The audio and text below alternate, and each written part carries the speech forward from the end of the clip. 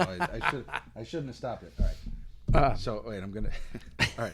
So hey, this is it's JonnyLand live on the JonnyLand POPcast. It's me, Jonny B. It's Friday, April 7th, and we're here in the JonnyLand studios. This is the first real podcast episode, so to speak, even though it's not broadcast live. I'm recording this and just making sure it all sounds nice. And with me in the studio, ahead of our trip to the Rock and Roll Hall of Fame induction ceremony at the Barclays Center in Brooklyn tonight, my old friend from Roger Williams College, a drummer himself, Mr. Zildjian, Jim McGathy. Thanks for coming down to see us, Jim. Oh, you're welcome, John. All right, My pleasure. Well, in the studio that we'll paint a picture for you. We have on the big screen we have some vintage Journey concert footage happening from 1981. They're about to kick off a show in Houston here. This is like one of their pinnacle concerts. It was MTV's first broadcast concert, so it's a pretty famous thing. It was marketed commercially on DVD and CD and everything, and it's kind of great to see Neil Schon on guitar, Ross Valerie on bass. Newcomer at the time, Jonathan Cain behind the keys. And Steve Smith, of course, playing the drums. He had replaced Ainsley Dunbar, a couple albums earlier. And Steve Perry fronting the band, as usual.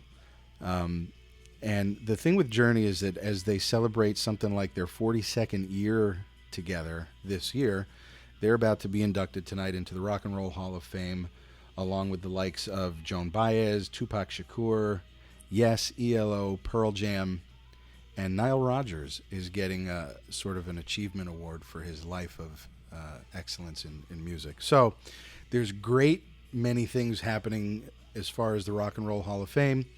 The biggest question that sort of was surfacing over the last several months and weeks once Journey got inducted, and by the way, they were nominated for this class by the popular fan ballot. The fans basically said, put Journey in the Hall of Fame, and they won. They won the fan ballot. So with all the criteria that the bands have to meet in order to have eligibility to be in the Hall of Fame, off the top of my head, I can't remember. Maybe you know some things as far as the criteria. Something like 25 years since their first album. 25 years from the original release. Of the first album. Yep. All right. So, and definitely that's... they've certainly met that. Anyway, one of the biggest issues is because of Journey's kind of tumultuous history in the mid 80s and through present day. For those of you who aren't in the know, and I'm really spending most of the time talking about Journey because basically we're going to this show because Journey got inducted. I mean, all props and respect to bands like Pearl Jam and Yes and ELO for their contributions to music. I'm not taking anything away from that. But I'm a huge 80s music guy. I'm a huge Journey fan. You know that. You broke me into the Frontiers and Beyond VHS tape there in Unit 2 when we were wearing the tape down and writing down the counter placement numbers for Steve's drum solo. So I blame you for a lot of things. It's just too bad this wasn't out on VHS at the time. We had to wait for this one. This is worth waiting for. If you remember, the Frontiers and Beyond, like the last 45 minutes of that tape was all concert. It was all like JFK Stadium in Philly, and then the Eric Severide's lilting tone voiceover about the modern day. Was that the last show of the tour? Maybe even it might have been. Yeah, the way that they were hyping it up. I remember Steve Smith having he had a bottle of champagne. Yeah. He was warming up backstage, and they said, "All right, time to go." And he brought his bottle with him. And he walked it out. And now, why not? I don't think at this point in his life and career, I don't think you'd see him walking around with a bottle of champagne. No. But one thing that I've always wanted to know is what the hell is the tattoo on his right shoulder? Oh yeah, I think that's his daughter. I think that's his daughter's name. Because it's like a circular looking thing.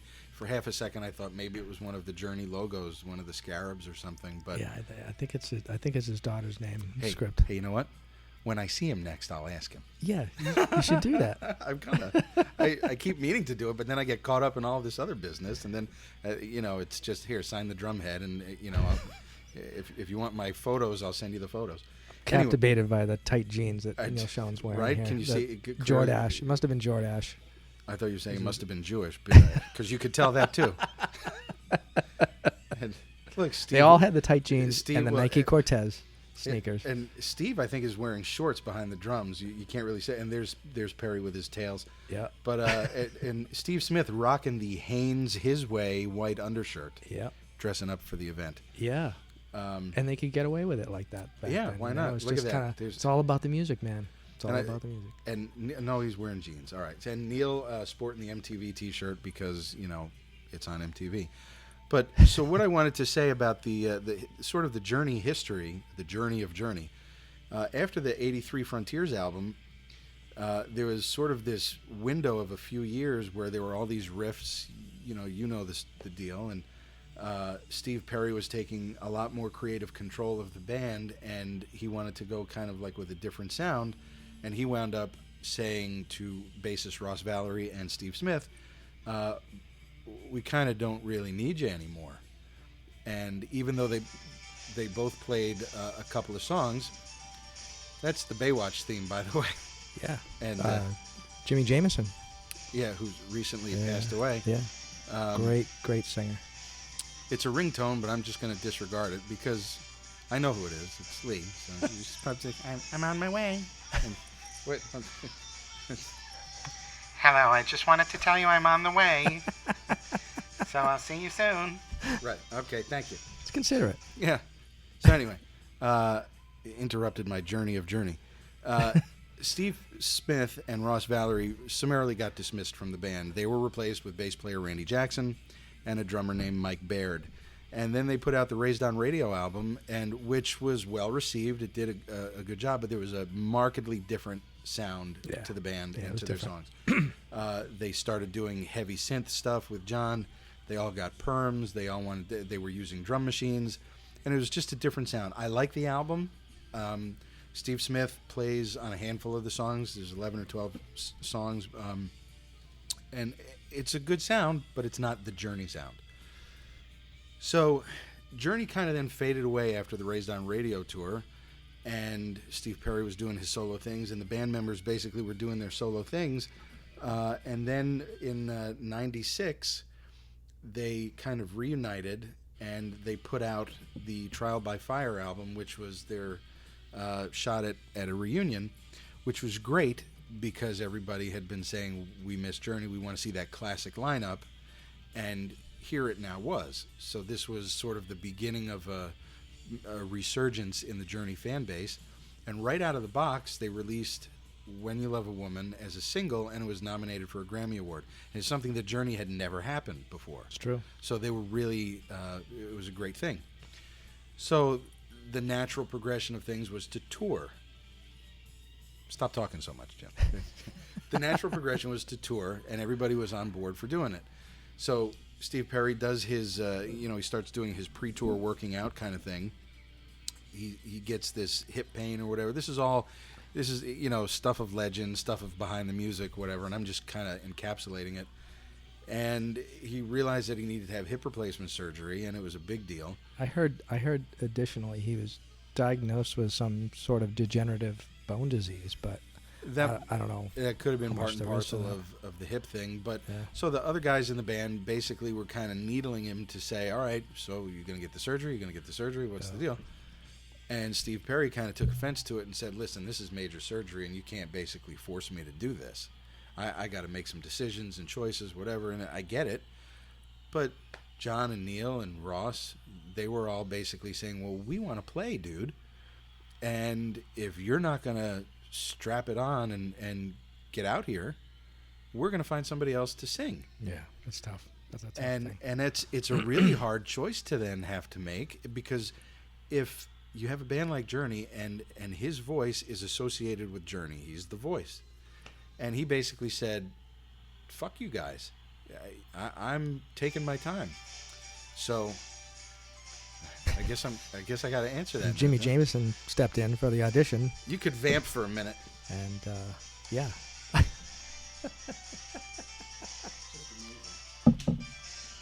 Yes. Okay, gotta go. Wow.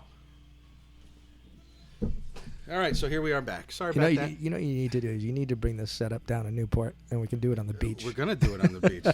We're going to do it on the beach. And we can play the Baywatch theme in the background. Exactly. So, I don't even know. Oh, look at all the stuff you got here. Yeah, look. Let's see some of the Live in Tokyo, 1981. Okay, there we go. Talk about gold dust. Yeah, so we got some old concert stuff playing in the background here as we go through this. So they had this reunion, and Perry says basically, "Screw you guys. I'm getting surgery when I want, how I want," and literally they go separate ways. And they held these auditions. They had the singer named Steve Augeri who comes in and picks up the microphone, does a really good job. I think he did a few albums with him. He toured with him. And originally, I had heard that he didn't get the gig because he looked and sounded too much like Steve Perry. It was like Steve Perry with a perm. So it was eerie. Yeah, but watching them. But it was because he was so close to the real McCoy, and it worked. He kind of like, you almost thought you were in this kind of like Las Vegas Twilight thing. Yeah, like tribute. But it worked because the crowds came, the album sold. He's great. After a little more time, I get a couple albums. I think got sort of a throat thing, and he had to step away. I saw them. I can't remember the year, but and you could tell it was towards the tail end of his tenure in the band, and they were playing a lot of older material, and like The Escape and The Departure. And before that, really? Even pre. Oh. And he would for the opening couple numbers he was playing a little bit of guitar, strangely enough, and he was kind of standing side stage, not singing, and it was just. You look at him and you could tell, just like, oh yeah, this guy's he's going out. He's not long for this band. I mean, you can almost tell. It was weird.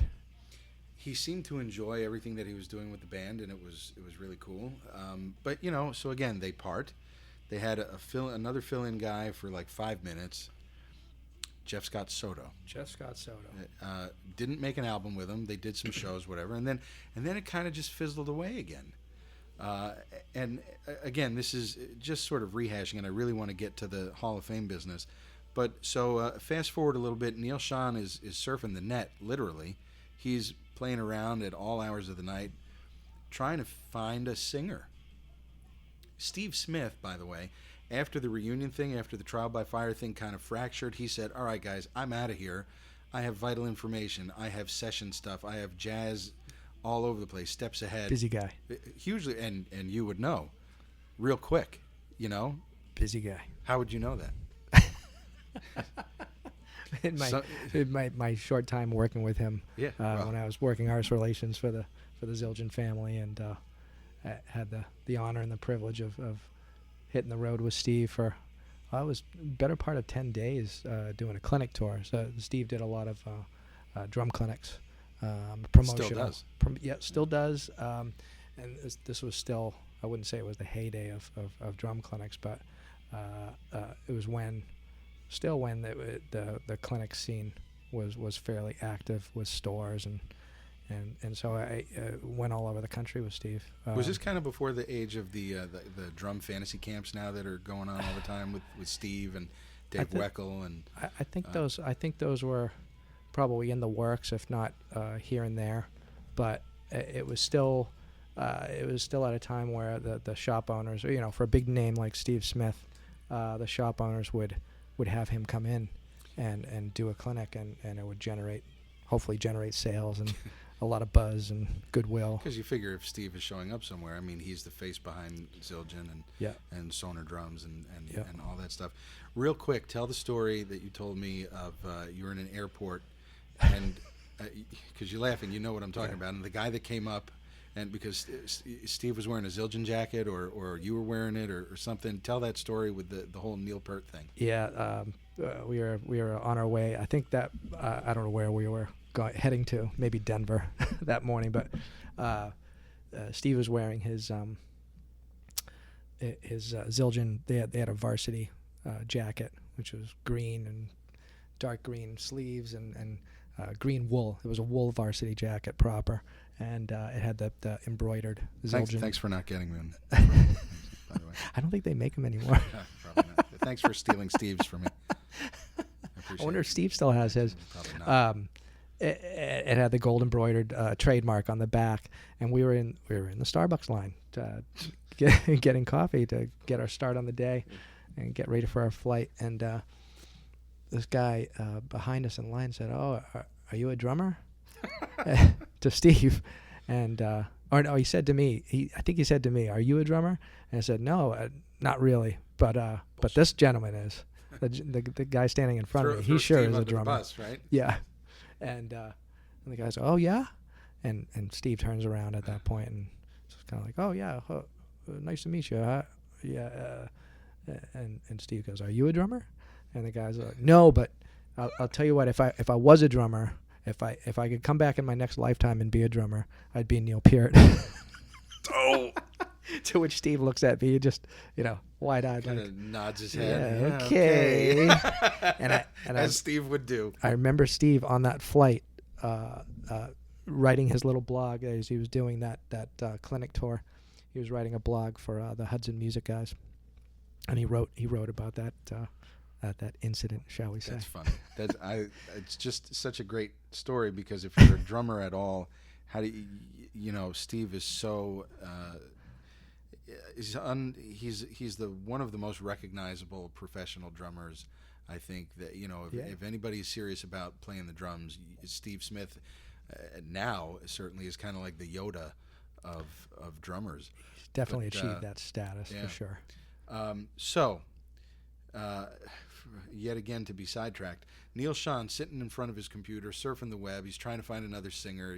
This is 2007 now, 2006, 7, 8-ish, whatever, and he comes across this dude singing in a club in the Philippines, singing Journey covers, and Neil has this revelation that says, "Oh my God, this is the guy." He calls John Kane. He says, "You got to see this guy," and so thus became the story of Arnel Pineda, who is now the current singer for Journey, and he also does a really good job. Yeah, he's electrified on stage. Total professional. He can sing the songs. He's professional. He's friendly. The fans love him. It also opened up a huge new demographic with the Filipino community. Yeah. They played in Manila a bunch of years ago. It was like the first time that he could go back. I mean, the guy was living literally on the streets, stealing food from dumpsters. I mean, the life of a total homeless. Everybody loves that story, right? I mean, rags to riches story. It's just there's nothing better, and so they made a documentary about that, by the way. So, for the past 10 years, 11 years, or whatever it is now, Arnel's been singing. So now here we are, and Journey's inducted into the Hall of Fame tonight with these other great artists. And the question on everybody's mind and mouth was, is Steve Perry going to show up?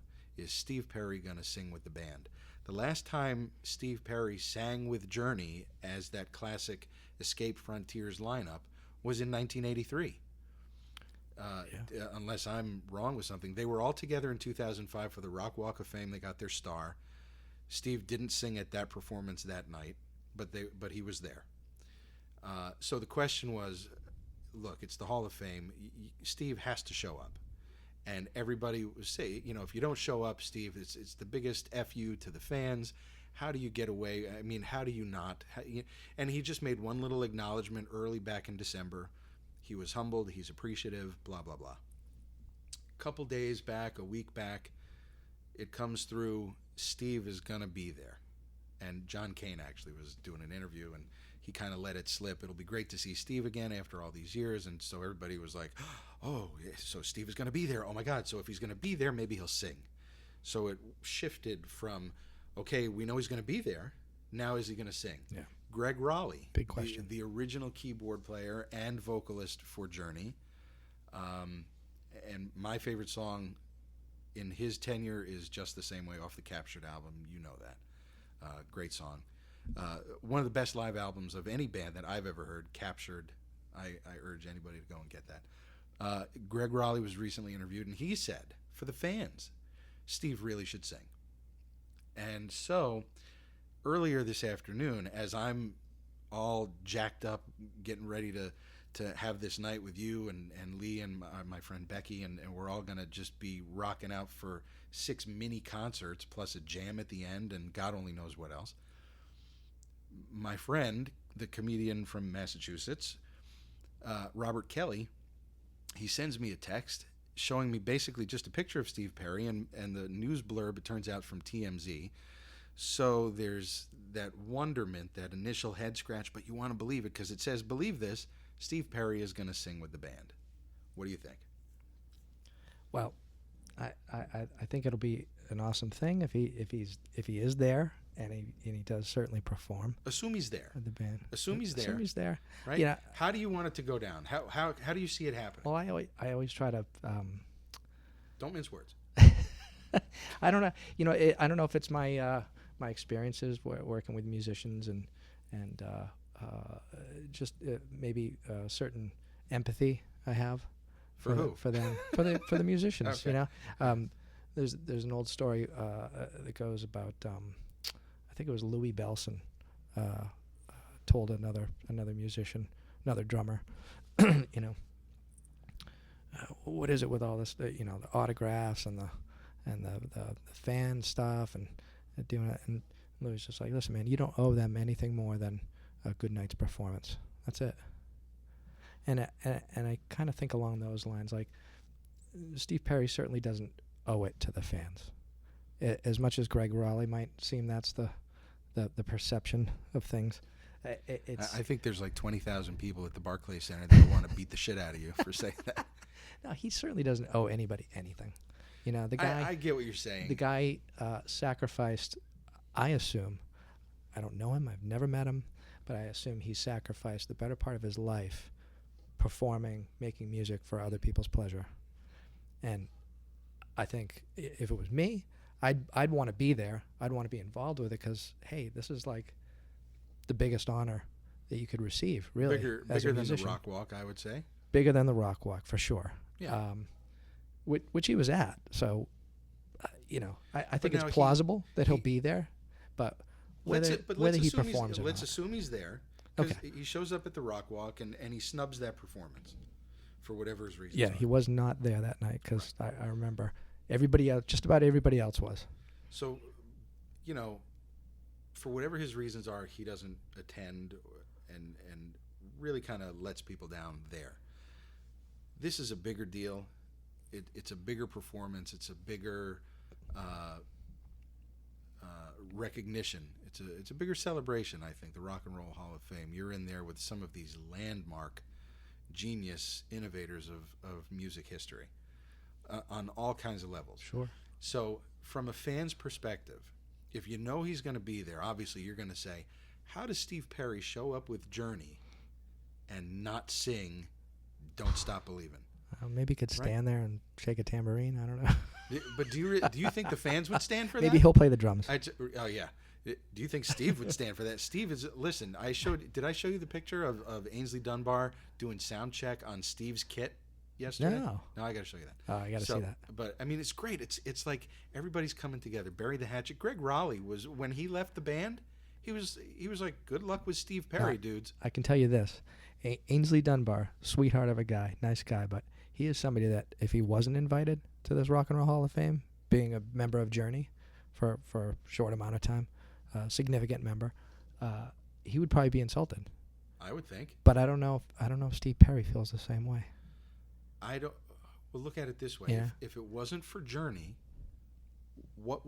who would Steve Perry be? Well, that's true. I mean, I think the guy he's probably so far detached from it now, and lives you really his life. think so? Do you think that there's anywhere that Steve Perry goes now where people don't ask him for an autograph, people don't ask for a picture, Oh, sure. or people don't ask him, will you ever get back together with the band? You should have seen, holy shit, you should have seen the Twitter feed, Neil Sean's Twitter feed, Oh, God. of which I was a heavy participant, because the band, they follow me now, which is effing amazing. But all these people would be firing notes off to Neil Sean saying, is Steve coming? Is Steve coming? You guys got to lighten up and let Steve come. everybody wants Steve to be there. The band it's couldn't not, be more welcoming. It's not like it was it last year with Chicago and Peter Cetera? Well, it's not the same thing in any way, shape, or form. There was a lot of bitterness. I don't think that's the same case here with the Journey thing. I don't think there's the same bitterness and whatnot.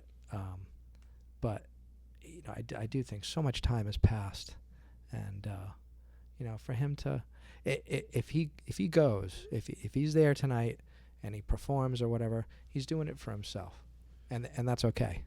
Do you think it'd be the kind of thing? I understand that. Do you think it'd be the kind of thing where he would say, after tonight, if he sings "Don't Stop Believing," because from what I understand, they're doing Lights, Separate Ways, and "Don't Stop Believing." Although Raleigh said in an interview he was going to be singing a song with the band, which I can only assume would be just the same way. No chain reaction. I don't know, chain reaction. Or That was the Rubicon. That was the nugget that I got to see at the House of Blues on Sunset Boulevard that night after the Rock Walk induction. It was Steve Smith playing Chain Reaction. That was pretty awesome. I don't know if they play. Are they playing that on this tour this time around? There's dates that they're playing where they're doing sides A and B of both Escape and Frontiers. Oh my God! So you got to when's the last time any of those guys played Rubicon or Frontiers? I've died and gone to 80s heaven. Or Edge of the Blade. I love Edge of the Blade, and Back Talk. But listen, we're going to make a cuts, killing in Japan. I'm telling you. But again, if Steve shows up and if Steve sings, do you think he'd be doing it because he wants to give that to the fans, or do you think he'd be doing it because then he could say, okay, I came, I sang, leave me the F alone? I think in between that, I think he probably would like to stand up and be recognized and be part of it, because he was obviously a very significant part of the band, if not maybe even the most significant. I would tend to agree. Yeah, I mean, I'll cross that line. All those San Francisco ball games he goes to, where there's always video of him standing in the crowd, singing along with "Don't Stop Believing." So I can't imagine that he doesn't have a sweet spot in his heart, in his life, for the song, the band, the memories. I mean, "Don't Stop Believing" is what the most downloaded digital song in history. I mean, by all accounts, he could do this tonight. He could go to the ceremonies and be recognized and be up there with his former bandmates and have a good time, enjoy himself. Yeah. That's really what it's about too. Like those guys, they're up there to bask in it, bask in the glory of what they've done, look back on what they've done and been like, wow, we did this. This is amazing. And but I think it does beg a lot of questions.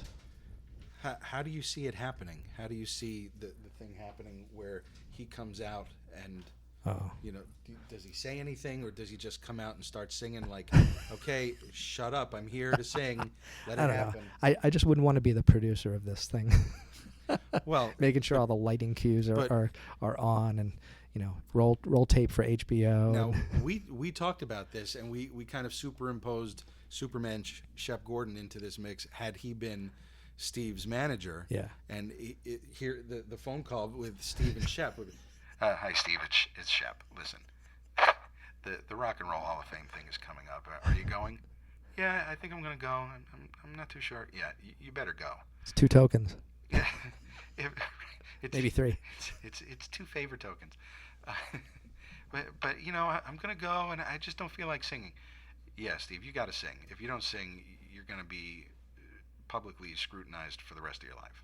Sing and shut up, or shut up and sing, or whatever. Yeah, I don't know. I gotta don't go see by. like it that way. I don't see it that way. I think, gun to your head, is Steve Perry singing tonight or not? Oof, flip a coin. Flip a coin. Flip a coin. I was holding a gun to your head. It's 50-50. It's 50-50. 50-50. Yeah, sure. Think? All right.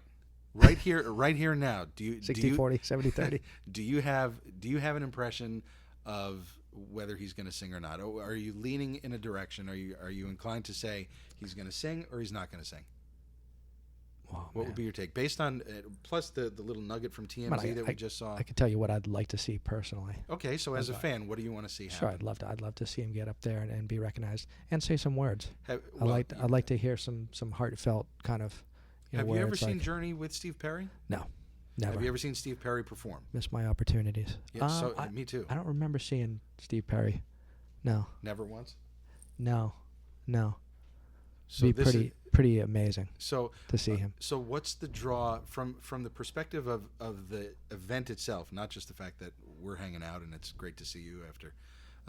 I mean, I've only seen you once before, before we left college, and then I saw you like a year and a half ago up in Providence, and before that it was in the early 90s last time our paths crossed. But, listen, the Drummers Collective, so to speak, remains connected. Absolutely. It's a connected collective. So I'm fucking thrilled to death that you're here. I'm thrilled to see Steve Smith get up there. Yeah. I mean, that's... And he just won 3 more awards through Modern Drummer. Did you know? 3 more Reader's Poll awards. He's fucking guy. He's on the board, isn't he? He probably owns the company. I think he does. Yeah. Listen. Not that he doesn't deserve it. Can you tell I'm a fan? I mean, if you just look around my room here, it's the shrine of Smith. I think for a band like Journey, certainly, and Yes, for that matter, that never been the critics. I mean, these guys got pasted by the critics all throughout their career. Sellouts, corporate rock, you name it, and excuse me, never recognized for their musicianship, and obviously their obvious popularity. I mean, they can obviously write great songs. Yeah, I mean, the numbers don't lie on that, And that's why tonight is for them. Yeah, it is for them, and I hope Steve Perry's there. I hope he's there for himself. I'm telling you, he's going to be there. I'm telling probably you. The worst thing, he probably wouldn't be there if somebody told him, "Hey man, you have to be there. Like you're obliged to be here." You got to think that his manager, his whatever his close circle is saying, Steve, how you got to be there. You can't not be at the idiot Van Halen brothers that don't show up when they get inducted. So it's Sammy and Mikey that show up. Great, God bless them. That's why I love those two guys. But Alex and Eddie, morons. And I'm a huge Van Halen fan. If you're nominated to the Rock and Roll Hall of Fame, it really does it even get better than that awards wise? Who gives a shit about it? Doesn't about your Grammy winners or whatever? I'd say it's the Academy Awards of music. Rock and roll. Absolutely. And music, right? You don't snub that. Yeah.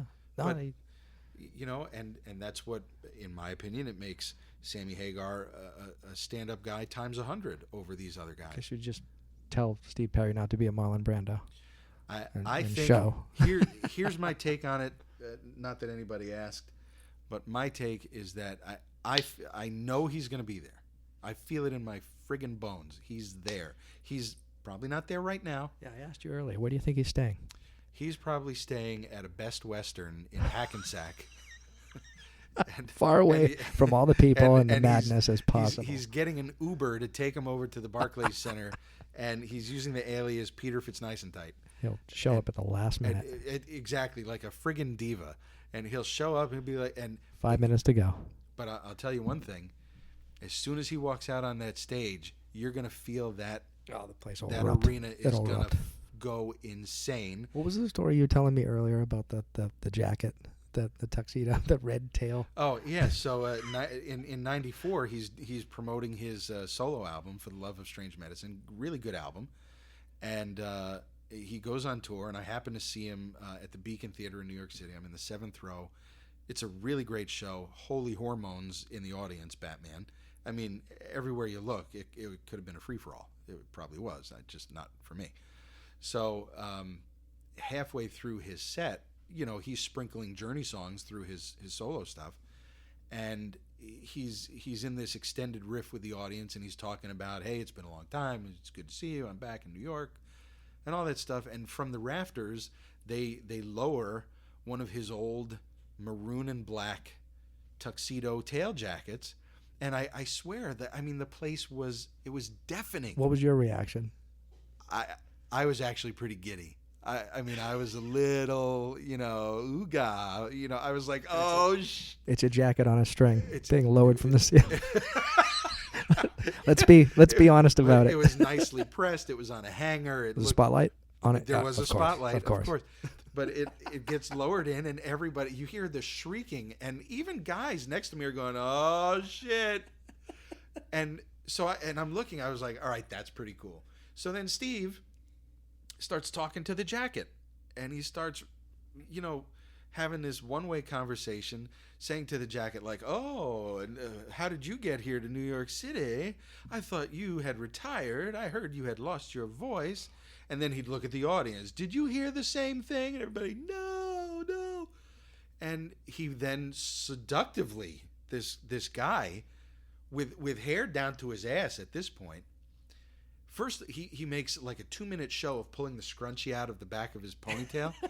And I mean, no bullshit. He's dangling this thing around like a treat, and the girls are just like seals, like trying to get this thing. God. And he gives it to some girl who, of course, swoons and melts and explodes. But then he like caresses the jacket and puts it on one sleeve here, one sleeve here. And then I think from that he goes into Love and Touch and Squeezing, I think is what he did. I have a DVD of the show. But, I mean, literally that segment was 16 minutes or 17 minutes of him in the jacket. But the jacket is like his trademark. Maybe they'll do that tonight. Maybe he'll besides show his up voice. with the jacket.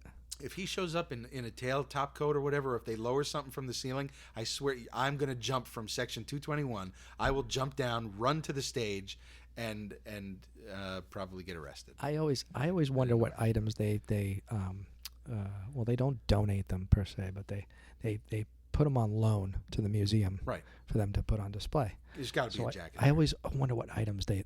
Yeah, maybe I'll let them have the leopard print torn looking at T-shirt it right from or the a escape piece tour. of the Maybe I'll let glass them have bottle that. that somebody threw at Neil Sean. Remember when it clipped him yeah. in the head, and Yeah.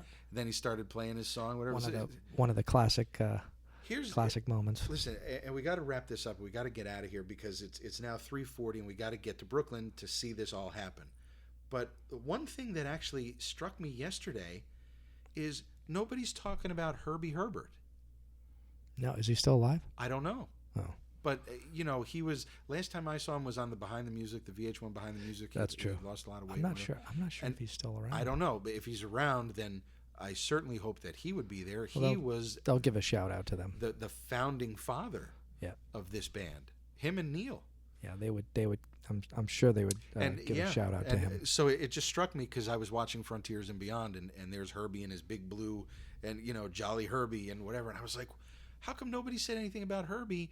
Even if if he's passed away, God bless him, but no one's even said, and big shout to Herbie up in heaven or whatever, in roadie heaven. But I just want to say that, I mean, if he's alive, if he's dead, whatever, you got to give props to Herbie Herbert. Oh yeah, absolutely. Because without the what a juggernaut. Without Herbie, Journey wouldn't happen, and then Steve Perry would still be somewhere else because Herbie found Steve. He was their Peter Grant, shall we say? Yeah. Yeah. I mean, without Herbie, there's no Journey, there's no Steve Perry, there's no Rock and Roll Hall of Fame induction, there's no Jim and John sitting here waiting to leave. That's true. That's true. So, but as we get ready to head out, real quick, your top 5 favorite Journey tunes, live or studio. All right, here we go.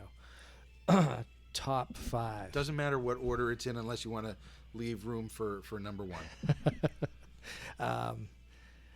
Boy, that's a tough one. I think off the top of my head, you have to give a shout out to "Don't Stop Believing," of course. I mean, it's such a hallmark song for them. And I tend to think about the more drumistic tunes, of course, that Steve had some great parts written for. I mentioned earlier Chain Reaction. That's a personal favorite. A lot of stuff off of Frontiers.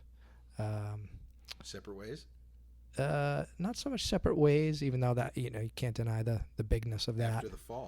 After the Fall, especially with the Parents in Risky Business on the soundtrack there.